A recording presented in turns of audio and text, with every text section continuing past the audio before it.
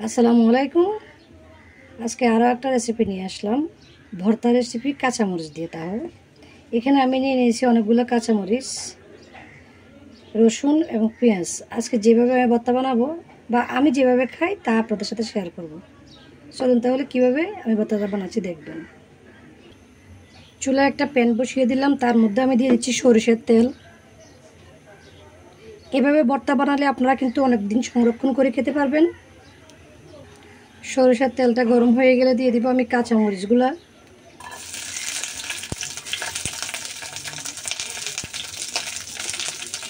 তার সাথে দিয়ে দিব আমি রসুন,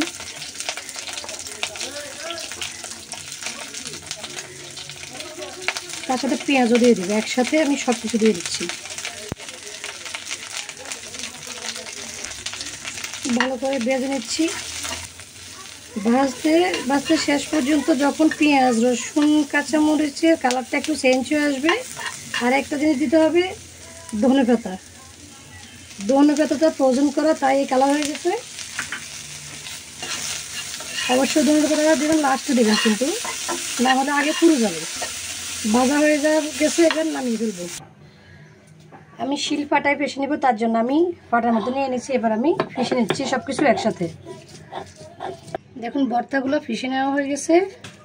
একেবারে আমি ভালো করে মিহি করে নিই, এরকম আছে, হালকা হালকা এরকম আড়া আড়া থাকবে।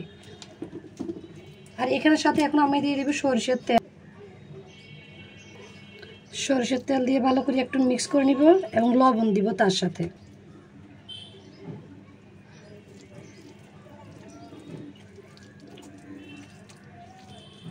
হয়ে গেল আমার কাঁচা মরিচের ভাজা ভাজা মজাদার ভর্তা।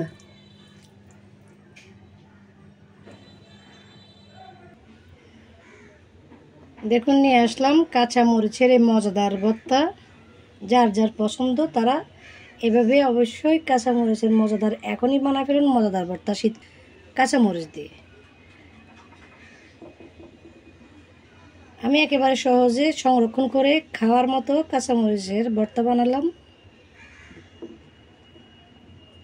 কাদের এই সহজ রেসিপিটা ভালো লাগছে, যাদের ভালো লাগছে অবশ্যই লাইক এবং কমেন্ট করে জানাতে ভুলবেন না। আজকের রেসিপিটা এখানে শেষ করে বিদায় নিচ্ছি। সবাই ভালো থাকবেন। আল্লাহ হাফেজ।